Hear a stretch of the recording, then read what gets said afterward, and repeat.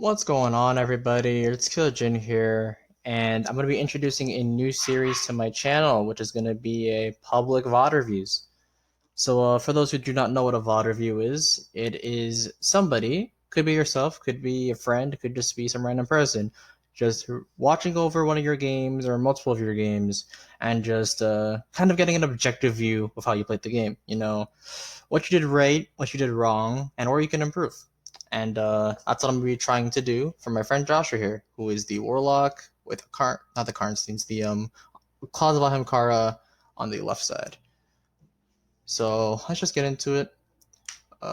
If you want to get a VOD review, you can send a link through the email in the description. It's gonna be labeled under business email. And yeah, let's get into it. And it should also be popping up on the screen. I don't know if I did it already, but we'll see. Let's just get into it. Don't know if I said it, but this is a PS4 comp game at about 3K. So, not expecting too much from both the player, teammates, or enemies. Okay, so right here, you notice slow rollout, no sniper lane contest. So, I feel like something you notice a lot in lower tier players and lower tier games is just how slowly it moves around. So I'm gonna be going in game real quick just to show an example of how he can speed up his movement a little bit. Okay, so right away something you noticed on the rollout is just the speed, right? Kind of just walked, maybe one glide into the lane. And especially against better players, and the higher up you go in comp and just in general, so you're gonna realize how fast people get to lanes. And it's because they are taking full advantage of movement options on their character. So for top tree Dawn, you have two options. You have the burst glide, warlock, just completely warlock based, all classes or all trees have it, which is the glide option. But for top tree Dawn specifically, you have Icarus dash. And that is a huge boost when compared to just walking, gliding, knowing how to Icarus dash, knowing how to carry momentum specifically is how it can be the difference of them getting to the lane first and you, boom, taking their head and getting the pick for your team. So yes, glide choice, super important. Also, knowing your skill trees, super important. Something I noticed is that I'm pretty sure Joshua's not running burst glide. If he wants to move around the map quickly, or just like be a better player both aggressively and defensively, I recommend burst glide. You got that option to just move around, quick burst option, get out of engagements, get into engagements. It's overall just the best. That's what we've seen. And then Icarus dash, without the momentum cancel, it's puny. It's honestly pretty garbage. But once you start bringing in the momentum carrying, you can go really far. So the only thing you need to know is how to momentum cancel, right? Some people don't know how to do it. So the only thing you have to do is between your jump and your Icarus dash, you have to throw your glide in. So when you do it, you get carry momentum, get sent a little bit further than where you're just doing it normally. You might be able to spot a difference. I don't think I can. Maybe you're a little bit farther away from your camera, but that is just I think it's just me not being used to warlock. I don't play warlock too much. I do play him a little bit, but another thing when entering the lane is heat rises. Being able to hit the skies, 100% accuracy, it's good, especially for challenging snipe lanes. It's going to play a very huge role in sniper engagements. Why? Simple reason, nobody's pre-aiming the sky. So simple roll like that, in the sky, you're in your lane, heat rises, you got there first most likely. Sure, you're going to fall down, but then if you're in the sky, take your shot, instantly dash out, there's no threat for you there, and you might have killed somebody, you might have scared them off, they're probably not going to pick that lane anymore after that happens, and that's good for you and your team. Just putting fear into the opponent can make them play way differently than they like to. The worst thing that you want your enemies to be is confident. because then they're going to be on their game, and they're most likely not going to be playing predictably. And you want the ball to be in your... Oh, what is it? What is the expression? You want the ball to be in your ballpark? Something like that? Well, you just want to be in control of the game. Like, that's a very big part. Alrighty. So, what you missed is 83 a suppressor. He just dashed away. Right away. Heard it to the left. And so did he. It's a Titan Burst. Titan Bursts are very loud. That's why I hate playing Titan. No, not really. But playing Titan is super hard against good players because they will hear you jump. You cannot jump up like this guy. Unless you have a specific game plan in mind and you're pretty sure it can work. Let's see what happens. This guy goes for a Ballistic Slam, doesn't get the follow-up. So for Ballistic Slam, melee is most likely better. Joshua played that perfectly by backpedaling out of the way, so he would get pushed back away from the follow-up. And kept spraying, which is an optional choice. He could have burned a grenade, could have burned a melee because he's running Claws of Ahamkara. Could have just threw a melee there, might have killed him, but if he didn't kill him, he was dead. So just trusted his gun skill, which is fine. Alright, next play. Looks through the lane. Okay, right now. Why is he still in the lane? He peeked the lane, saw nothing, he should be moving right away. Looks at the radar, doesn't see anything. Enemies here. Melee nade. If I'm not mistaken, that will kill somebody. He just kind of missed it. He just messed it up a little bit, which is just practice, really. It's just practice something you need to do. Okay, right here. Never let yourself run out of ammo. It's very important to have ammo for every engagement. And then another thing, know the range of your loadout. You shouldn't be pushing. You're way too close, you get shotted. Yeah, that's kind of how that works. So, something that is very important to know is what range your guns are good at. For somebody running Hard Light and Revoker, like Joshua here, especially with no grenade cooldown, or just no cooldowns in general, it's very important to realize that once you are in there, you are in there. And if without burning your Icarus dash, you will not get out if you're getting chased by a shotty. So I'm just going to show in-game real quick, prove my point. We're here, right now, where we are in the video. Joshua just died to a shotty, right here. He was like right there. Why did he die? It's because he was right there. So yeah, knowing the range of your guns and your loadouts, huge, right? Okay, what's wrong with sitting right here? What can you see? What can't you see? You can see the lane, which is good with your teammates. With Hard Light, you can ricochet. You know, I think you hit the other corner. If I'm not, yeah, you hit right here. So unless somebody's sitting in that corner, you're gonna tag them here. And I'm pretty sure you tag them all the way up there, which is good, right? You're covering to good distance. Okay, maybe you want to chase them a little bit, right? Go farther, go farther. Right here, this is dangerous. This is Antaeus' range. If somebody's running Antaeus, they'll slide you, they'll kill you 100%. So if they have Antaeus, it's rather you want to keep a cooldown or just be ready to dip, right? Because the closer you get to this corner, the more likely you are to get shottied. Like right here.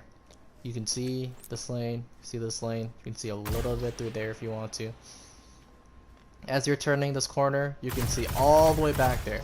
Snipers, if they're watching this lane, they will be sitting back there. They want you to peek this, because most likely you can't hit them.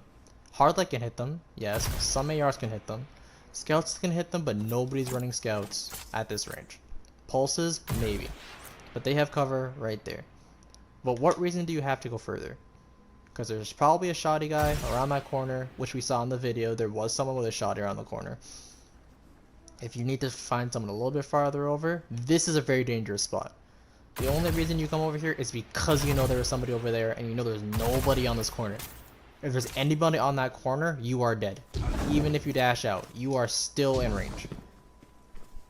So just knowing the range of your loadout is super important, so you can pick fights accordingly. Especially if you're trying to bait someone, you know, take a couple shots, you know, jump back. You have no reason to stay there, because it is super dangerous. Playing near corners on this map when you know they have shotties is honestly just how you die. Like, you do not want to be playing corners. Alright, so we're spawning back in here. Let's see what happens. Okay, no lives on the... no lives. Teammate picks up Peppy, just stay with him. What reason do you have to leave him? You know, throwing a special fire to see if you tag anybody. but you were way too high. You could not do anything if there's actually anyone there. Pre-aiming, which is fine. Turning corner, pre-aim, see nothing. Just back up, you know? You can see that angle from up top. Okay, there. You attacked by a nade. Game plan. What are you gonna do? First things first, check your radar. Is anybody pushing you? Does anyone near you? Do you have a teammate near you? Which is closer, teammates or enemies? Also, have an escape plan. Because you're suppressed, you can't use your burst glide. You can't use Icarus dash. You can't use any of your abilities. So you're stuck to running and jumping. Which obviously everyone knows. I'd hope so. Everyone knows. But just always having both a game plan and an escape plan is super big in a game like Destiny, especially now when you do not have lives. Once you die, you are knocked for the round, and you do not want to die, obviously. So let's just see what happens. Went into the wall, Mantos first. Here's to get rocketed. Push with your teammate. Yeah, you're here with your teammate, which is good. Screw up your jump a little bit, it's whatever. But yeah, right now it's a 1v3. Just stick with your teammate. What reason do you have to split up? Sure, if you want to, you know, get the rounds faster, then you'd push, you'd split up. But like in a general sense, yeah, like right there, the teammate got picked, no follow-up. So he's just gonna regen. He got super energy, and now he's in a better spot. He brought it from a 3v1 to a 2v1. That's why you try not to leave your teammates. Watching down lane, see nothing, keep going. See him on radar. He didn't pick up heavy, spraying the lane, still don't see anything. You didn't get tagged, you should be playing on point. Yes, this is very important. Playing on point because your teammate is weak. I do not know. Yeah, your teammates are not the smartest. They should not be pushing 1v1s. Like, again, as I said, do not take fair engagements. Okay, Icarus dash out. He should have to reload right now. So that's good. He picked up heavy. So try to stay in the air. Yep, very good. Try to stay in the air. Baiting the rocket, huge. Stopped him from pushing in with his Celestial Fire. And then wins the engagement. Nice. So it's pretty textbook, I feel. You know, nothing like too glaring. And you got like a lot of super energy for it, which is pretty good. Yeah, just because you're bottom of the leaderboard doesn't mean you didn't do much. Sure, you made a couple bad plays, didn't help your teammates a little bit when you needed to, but it just kind of happens. All right, again, same issue. Slow rollouts. Even on that side, you should practice out your lanes, how you can get to the sniper lanes the fastest. I can show you an example on this side right here. Okay, now we're here on this side of the map, right? Same thing, you know, just running along, couple jumps, you know, nothing too fast, you know, slide, and just because of that you missed your enemy, right? But if, for example, you spawned in, you practice your movement abilities, you jump, screwed up my Icarus dash to cancel a little bit. But look, you're already there, like you're way faster to the lane. Like, I screwed it up, but even though I screwed it up, I was still faster. So that just shows that knowing movement options on your character is super important.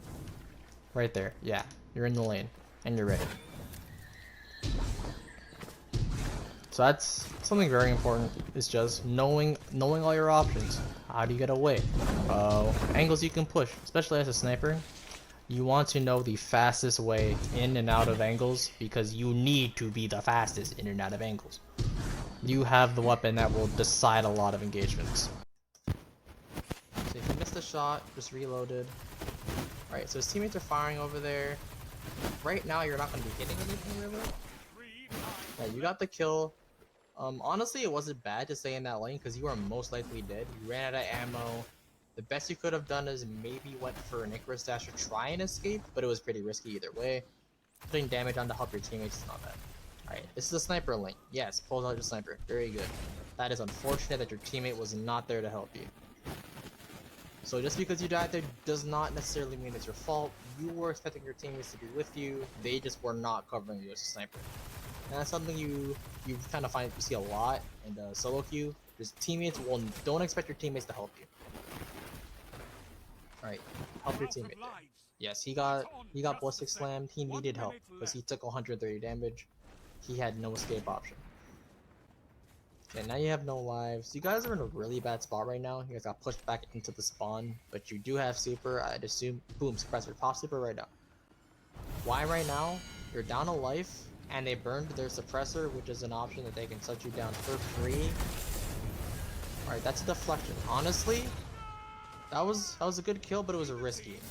If I were you, I would have just left him. Because in order for him to kill you, he has to drop deflect. And when he drops deflect, that is when you can kill him. You don't have to worry. But honestly, a good super tied up the score. And I believe this is the same 1v1 from earlier. So you know that you can beat him in a 1v1. You've done it before. And off that, you know where he is. Unfortunate nade. Kind of got to work on nade placements. Maybe your sensitivity is a little bit low. But, something to know.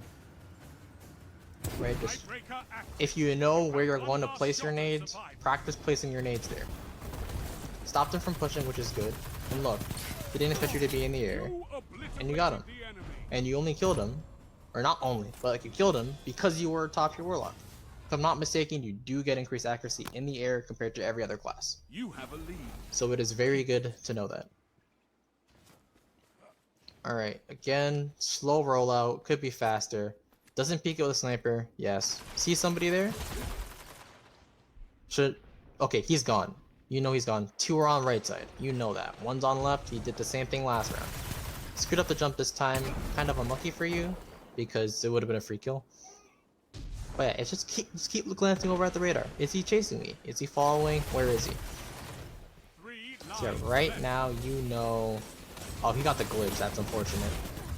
So yeah, from making this recording, there has been a glitch where if you die early in your in your... What is it called? Arc Strider. There you go. If you die early in your Arc Strider, you get it back. So you were lucky to escape. Your teammates really didn't do much to help you get out, but you did get out because you're using your Warlock movement, which is good. Good kill. Taking unnecessary damage, wouldn't recommend it, because if somebody pushes you, you're weak. But pretty obvious. Nice kill. You know, you saw another person there, saw your teammate die, so you know there's at least one person there. You can challenge that with a sniper, or you can push up. Alright, sniper in hand. Nice snipe. Alright, so you know they have sentinel. Oh, there you go. Right here. In these situations, it is a... just... because you have your sniper out, which you know to the head will one-shot a sentinel. What reason do you have not to take it? He just popped his sentinel, so you know he has his throwing shield, which will one-shot you, without a doubt, at this range. He has all of his cooldowns for a sentinel. But what do you lose from taking a shot? Because you're not making out of this. If he wants you dead, he will just follow you. You're not going to make it out.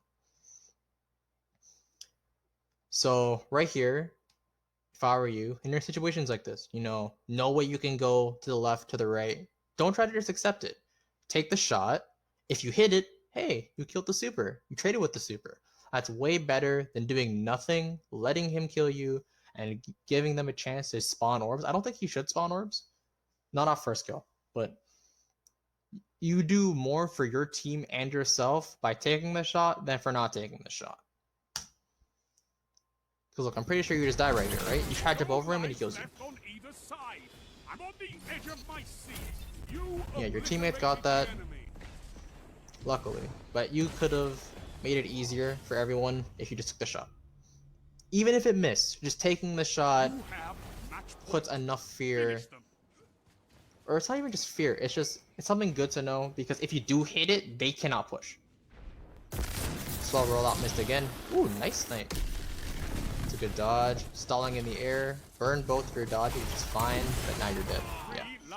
So in situations like that, try not to burn both your dodges, because you will be stuck in the air for a while with no movement. It's like 6 seconds, 5 seconds on a cooldown. If you do not have at least one dodge, you will die in the air, 100%. Teammate traded, which is fine. Just try to stay with your teammate, all you can do. Teammates cannot win their 1v1s like at all. Alright, drop. Cancel your strafe, just drop. Yeah. Good angle. You know, he can see you, so I wouldn't recommend staying there much longer, because you know that's one of the shotgunners. Lightning on the back wall. You have to cancel your jump. You can shoot lightning nades off the wall.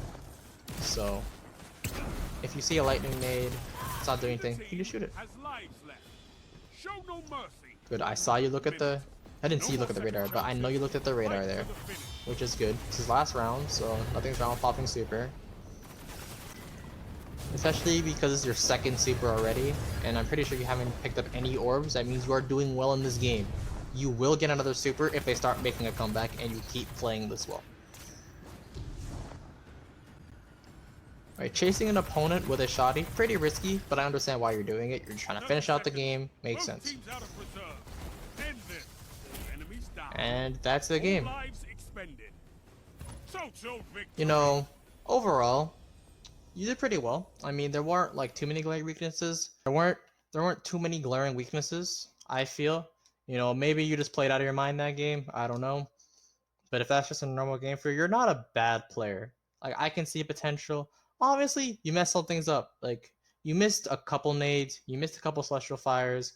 But I mean, that just comes with time, right? Maybe your sensitivity is a little bit too low. Just, you're not used to your sensitivity enough to be making those flick nades and flick celestial fires like that, which is fine, you know? So if you feel like you need a little bit more left to right for your nades, try turning up your sense. Even just by one, it could be the reason that you miss a nade or you hit a nade, right? And the reason, or because you hit or miss that nade, it could be the reason you live or die. So, you know, finding a good sensitivity for you is very important. Personally, I play on a 8 sensitivity, both shoddy and snipe. But I know some people switch sensitivities if they're shoddy and sniping. I'm not the biggest fan of that. Well, the video recording cut out. But as I was saying before, I'm not a big fan of switching to and from sensitivities because it kind of screws you up in the neutral, you know.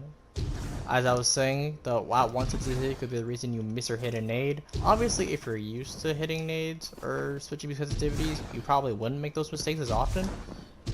But just, I feel like in those panic situations, if you've been playing, let's say, I know this, back in the day, back in D1, which is when I was a pro player, people used to switch a lot between 4 and 5 for sniping and shoddy.